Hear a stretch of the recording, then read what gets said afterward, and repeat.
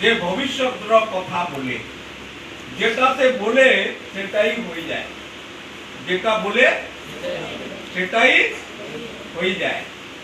এই আরামর রাজা গুপ্তভাবে মন্ত্রণা করে, গুপ্ত কথাগুলা কোঠরির মধ্যে, গুপ্ত কোঠরির মধ্যে কথাবার্তা করেন কি আমরা ফলানা দেশে যাব, ইসরায়েল দেশে যাব, আর আমরা আক্রমণ করব, অত সৈন্য নিব, অত ঘোড়া হাতি নিব, অত খন্ডা তলবার বর্ষা নিব।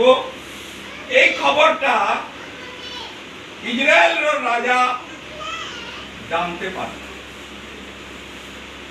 কবে যাবে, কোন সময় যাবে জানতে পারে। কি করে জানতে পারে? ইসরায়েল দেশে একজন ভবিষ্যৎবক্তা ছিল, তার নাম হচ্ছে এলিসা। তার নাম এলিসা। এর আগে আর একটা বড় ভবিষ্যৎবক্তা ছিল, তার নাম হচ্ছে এলিয়া। হালেলুয়া। কিন্তু এলিয়া স্বর্গকে চলে গেল, জীবনটা উড়ি উড়ি রথে চলে গেল, শরীর নেই। তারপরে তার যে শিষ্যরা ছিল এলিসা, সে এখনো কাজ করছে, বড় বড় আশ্চর্যকর্ম করছে। এটা ভবিষ্যৎবক্তা। হালেলুয়া। এটা কে? এই ভবিষ্যৎবক্তার যে কথাটা বলছে কি সেই কথাটাকে পরমেশ্বর গ্যারান্টি করছেন। গ্যারান্টি, যদি ভবিষ্যৎবক্তা কথা বলছে আর যদি গ্যারান্টি না হয় তো লোক কি করে বিশ্বাস করছে? তা ভবিষ্যৎবক্তা যে কথাটা বলছে কি আসন্তা দিনে তোমার বাড়ি থেকে একটা বাচ্চা হবে, এটা এখানে পাস্টরের মুখ থেকে বাড়ছে, তা পরমেশ্বর সেই পাস্টরের কথা কি করছে? গ্যারান্টি করছে।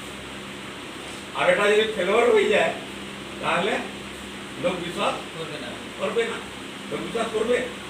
তো সেই রকম ভবিষ্যৎবক্তা একটা এলিসা ছিল। আজ भी এলিয়া স্বর্গে জীবন্ত আছে, তার এলিয়ার পরমেশ্বর জীবন্ত, এলিসার পরমেশ্বর জীবন্ত, অব্রাহামর পরমেশ্বর জীবন্ত, আর যিশু প্রভু জীবন্ত। হালেলুয়া।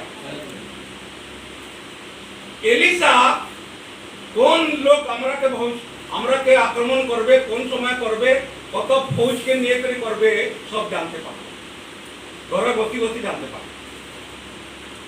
তো যে শত্রু আছে সে আক্রমণ করবার সে ফেল হয়ে যাইত। কি হয়ে যাইত? ফেল হয়ে যাইত। যখন ফেল হয়ে যাইত সেখানে একদম সে মিটিং বসে গুপ্ত মন্ত্রণা করছে কি আমার ভিতরে কোন লোক আছে যে এই দিকের কথাটা সেই দেশে যাই কথাটা বলে দিচ্ছি, জরুর আছে কেউ একজন। তো একজন সে ওনার ভিতরে বলছে একজন, প্রভু এরকম নাই, মালিক এরকম নয়, ও দেশে একটা ভবিষ্যৎবক্তা আছে, তুমি গুপ্ত